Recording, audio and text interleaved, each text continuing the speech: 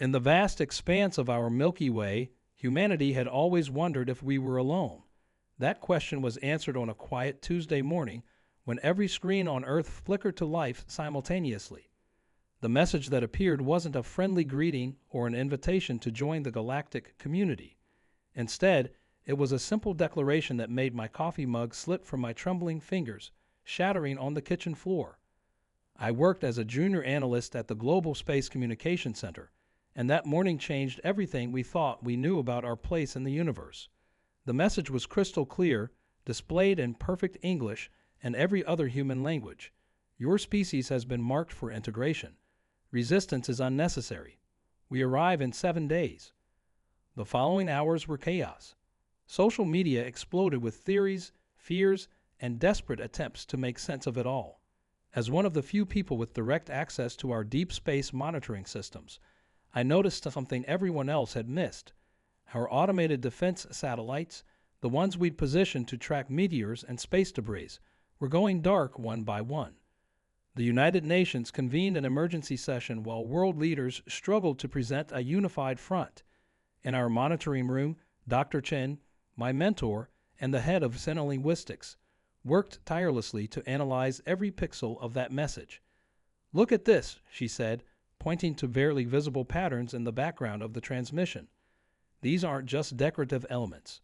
They're coordinates. Hundreds of them." What we discovered sent chills down our spines. Those coordinates marked every major military installation, power plant, and strategic resource on Earth.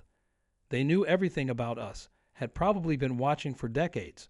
But why show their hand? Why give us warning at all? The answer came from an unexpected source. While scanning deep space frequencies, we detected a faint signal, using a pattern so complex it had slipped past our regular monitoring systems. Dr. Chen's eyes widened as she decoded it. Humanity. They come not to integrate, but to harvest. Prepare. HFY HFY among the STARs. This second message was different, hastily sent, almost desperate. But more importantly, it didn't just tell us about the threat. It included something else. Technical data, specifications, weaknesses in the Empire's supposedly impenetrable defenses. As I sit here recording this, it's day 3 of our 7-day warning. The world's greatest minds are working around the clock, using the information from our mysterious ally to prepare for what's coming. We've detected their fleet now. Massive ships entering our solar system, their size-defying imagination. They probably think we're primitive, helpless, easy prey for their integration. But they made a crucial mistake. They gave us time to prepare, and more importantly, they underestimated humanity's greatest strength, our ability to unite in the face of extinction. In labs and workshops around the world, we're adapting the alien specifications to our existing technology. Every hour brings new breakthroughs, new weapons, new hope. The Empire doesn't know about our hidden ally, doesn't realize we've been given the keys to their destruction. They expect to find a defenseless planet, ripe for conquest. Instead, they're about to discover why our mysterious friends chose to help us, why humanity deserves its place among the stars. Tomorrow, I'll tell you about the first prototype we successfully tested, about the look on the General's face when we demonstrated its capabilities. But for now, I need to get back to the lab. 4 days remain until they arrive, and every second counts. Remember this moment. It's not just about survival anymore. It's about showing the galaxy that humanity will never kneel before tyrants, not even those who come from the stars. As promised, I'm back to tell you about our first breakthrough.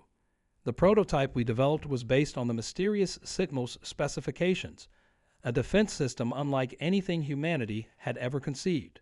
The basic principle was simple: turn the Empire's own technology against them. But the execution, that's where things got interesting. I remember standing in the underground facility, watching as Dr. Chen and her team made final adjustments to what looked like an ordinary satellite dish. Except this dish wasn't designed to receive signals. It was built to redirect the Empire's own energy weapons back at them, amplified by factors we could barely calculate.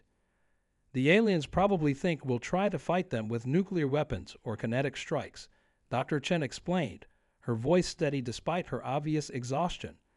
They've prepared for that. What they haven't prepared for is having their own advanced technology used against them. She paused, checking readings on her tablet. Their ships are powered by something similar to zero-point energy. If we can disrupt that. The test was conducted in a remote desert facility. Military officials from around the world had gathered to witness either humanity's first real hope or another desperate failure. The target was a decommissioned tank surrounded by a force field generated using reversed engineered specs from the signal. When the prototype activated, the air itself seemed to ripple. The force field didn't just collapse. It imploded, creating a vacuum that would have torn apart anything inside it. The tank wasn't just disabled. It had been reduced to its component atoms. The silence that followed was deafening. But our victory celebration was short-lived. 12 hours after the successful test, we lost contact with our lunar monitoring station. The technicians there had reported strange readings just before communications went dark. Something was interfering with our ability to track the Empire's fleet. Dr. Chen thinks they've detected our preparations. They're not stupid, she said during last night's emergency briefing. They've probably had advanced scouts watching us since sending their message. The question is, why haven't they struck early? Why stick to their 7-day warning? The answer might lie in the latest decoded portion of our ally's message.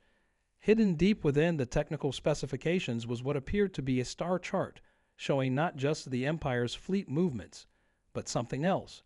Another fleet, marked in different symbols, moving toward Earth from the opposite direction.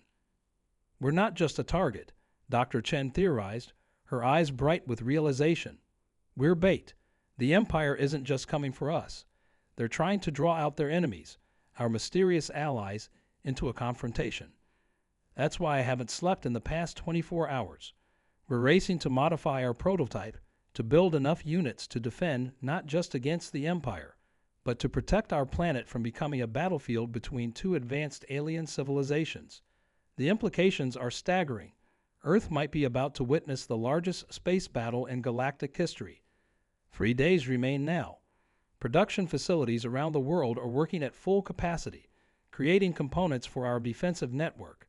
The United Nations has established a unified command structure for the first time in human history.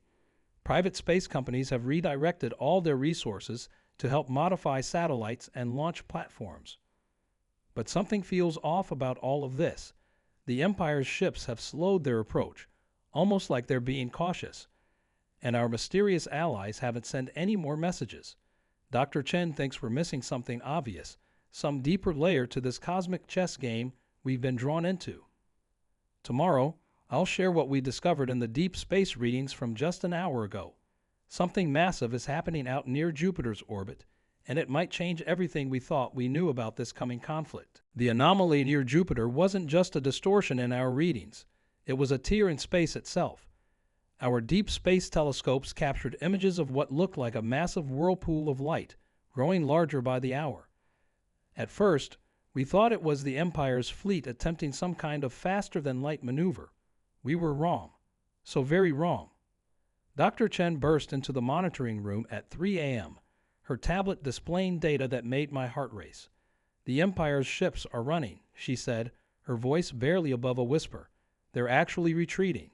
The massive fleet that had been bearing down on Earth was changing course, moving away from both our planet and that strange anomaly near Jupiter. But our relief was short-lived. The tear in space was expanding, and our instruments were detecting energy signatures that made our previous readings of the Empire's fleet look like birthday candles next to a supernova. Whatever was coming through that portal, it dwarfed anything we prepared for. We need to activate the defense network now, Dr. Chen insisted during the emergency council meeting. Not in 2 days, not tomorrow. Now. The prototype we developed had been replicated across the globe, but only 30% of the units were online. Pushing them to full power without proper testing could tear them apart and possibly take chunks of our planet with them. That's when our mysterious allies finally broke their silence. The message appeared differently this time, not as text or signal, but as a hologram that materialized in the center of the UN Security Council chamber. The being that appeared wasn't humanoid, wasn't even solid. It was a shifting mass of crystalline structures that somehow spoke directly into our minds. The harvesters come, it communicated. The Empire flees not from cowardice, but from knowledge of what follows. We gave you the means to defend yourselves, but now you must choose. Stand with us against what emerges from the void, or watch as your reality is consumed. In the next hours, we learned the truth. The Empire, for all its power and intimidation, was just another civilization running from something far worse. The tier near Jupiter wasn't an attack vector. It was a wound in spacetime itself, created by beings that didn't just want to conquer or harvest worlds. They wanted to rewrite the fundamental laws of our universe. Our defense network, the prototype we created, wasn't just a weapon against the Empire's technology. The specifications our crystalline allies had sent us were part of something much bigger, a key component in a device that could seal the breach. But using it would require more power than humanity had ever generated in our entire history. Dr. Chen's solution was either brilliant or suicidal. We modified the network, she explained, her hands flying over the holographic display.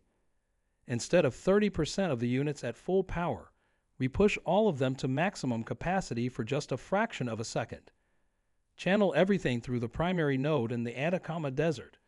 The calculations showed we had one shot, one chance to close the breach before whatever was coming through could fully emerge into our reality. But the power surge would burn out every electrical system on Earth. We'd be throwing ourselves back into the pre-industrial age in the hope of saving not just our world, but our entire universe. As I record this, the tier has grown large enough to be visible from Earth with the naked eye, a swirling maelstrom of impossible colors above Jupiter. We have less than an hour to make our decision, to either trust our crystalline allies and risk everything on one desperate gamble, or to wait and face whatever horrors are about to birth themselves into our reality. The UN vote is happening now. Our future hangs by a thread, and time is running out. I'll tell you what happened next, but first, we have to make the hardest choice humanity has ever faced, and we have to make it together. The UN vote never finished.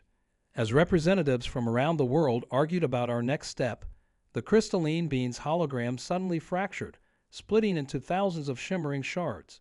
Each piece showed a different image, glimpses of other worlds, other civilizations that had faced this choice before us. Some had failed, others had succeeded, but none of those successes looked like victories. "Wait," Dr. Chen shouted, her fingers flying across multiple screens. "These aren't just images. They're warnings." She pulled up the original specifications we'd received, comparing them to the fractured hologram. The defense network. It's not designed to close the breach. It's designed to push it somewhere else. We're not solving the problem. We're just redirecting it to another civilization. The revelation hit like a physical blow. Our mysterious allies weren't helping us out of altruism. They were using us, just as they used countless others before, to keep shoving this cosmic horror across the galaxy, playing a celestial game of hot potato with entire civilizations as unwitting pawns. But even as this truth sank in, our sensors detected something new. The Empire's fleet, which had been retreating, was turning back, not toward Earth, but toward the breach. Their massive ships were forming a pattern we'd seen before, and the ancient cave paintings Dr. Chen had been studying just days ago, drawings that depicted circles of light holding back the darkness. "They're not our enemies," Dr. Chen whispered, understanding dawning in her eyes. "They're our last line of defense. They've been containing these breaches across the galaxy, trying to find a permanent solution.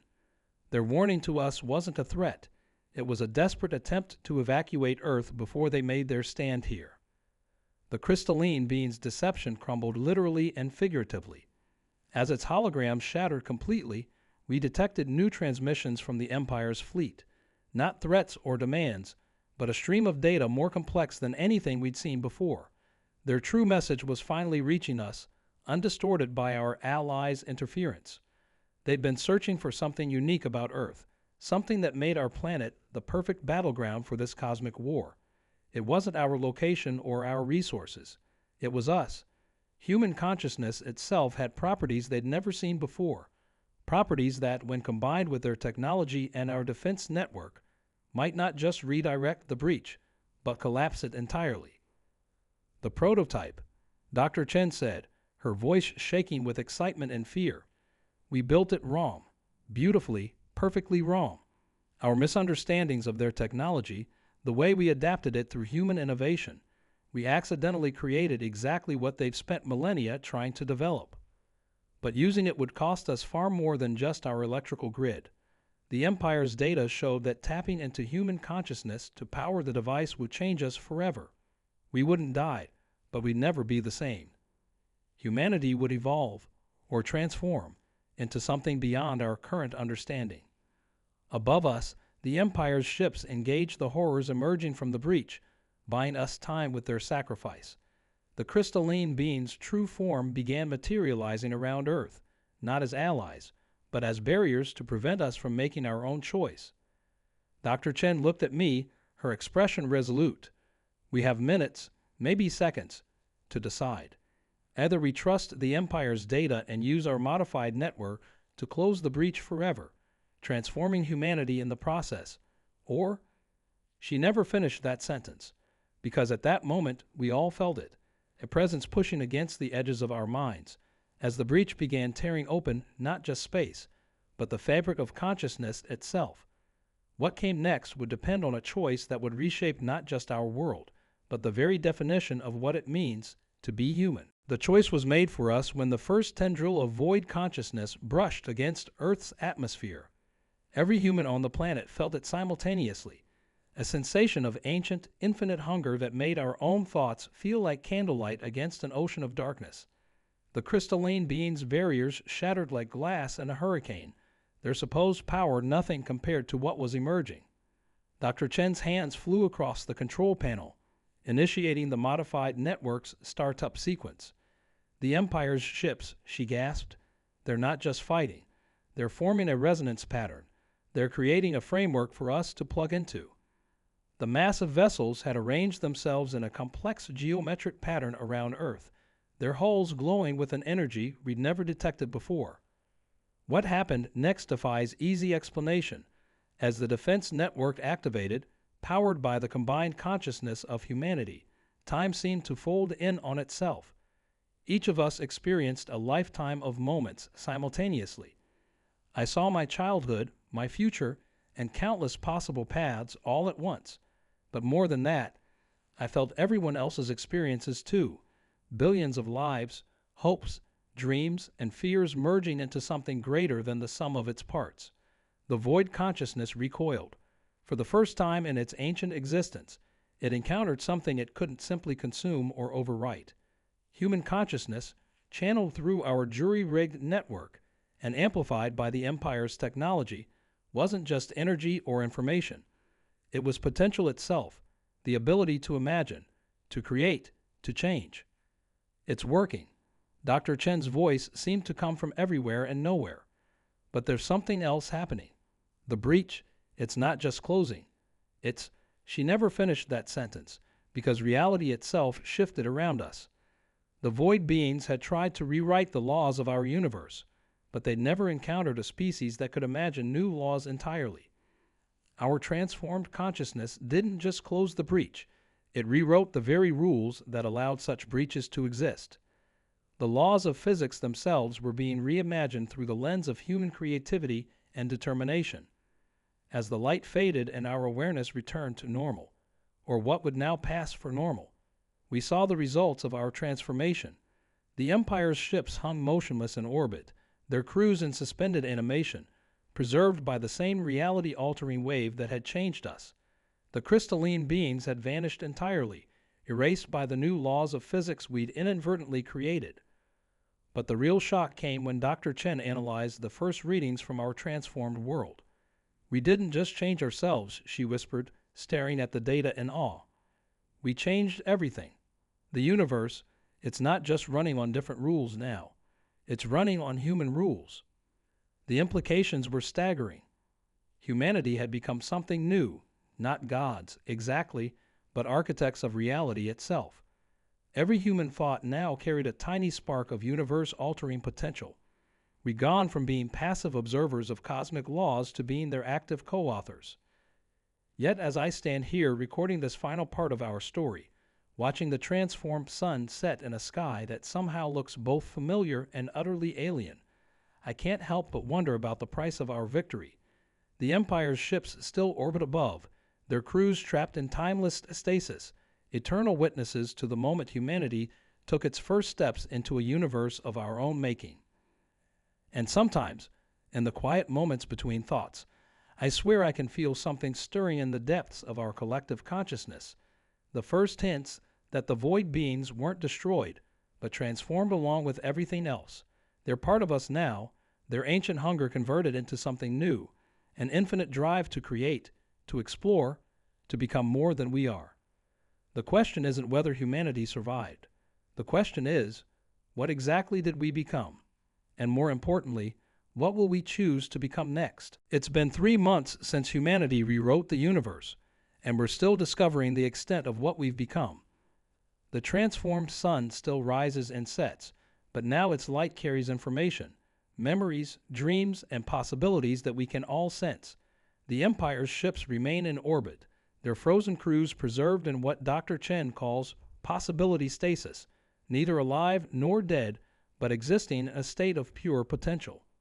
We've learned to control our new abilities, or at least to keep them from accidentally reshaping reality every time someone has a stray thought.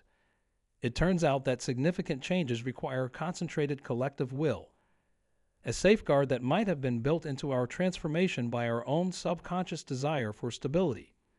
The most fascinating discovery came last week when we finally managed to access the Empire's ship's data cores. Their long history revealed a truth that left us stunned. They had been human once too, on another Earth, in another cycle of the universe.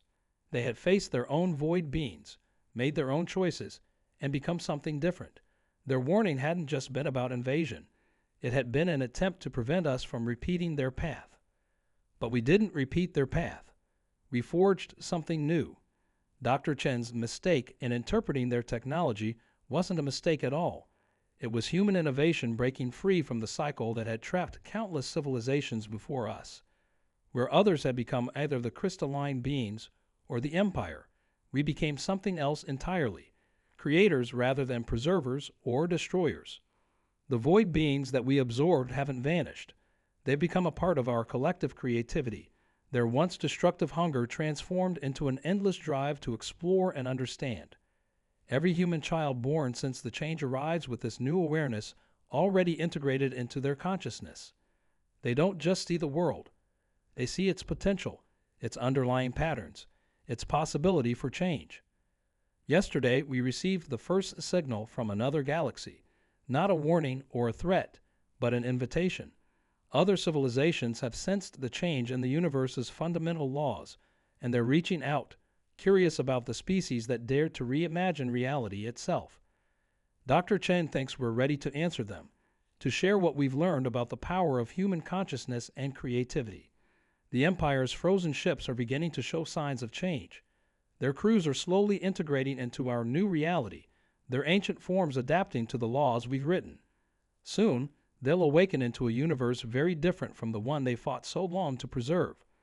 I hope they'll understand that we succeeded where they couldn't, not because we were stronger or smarter, but because we dared to imagine something completely new.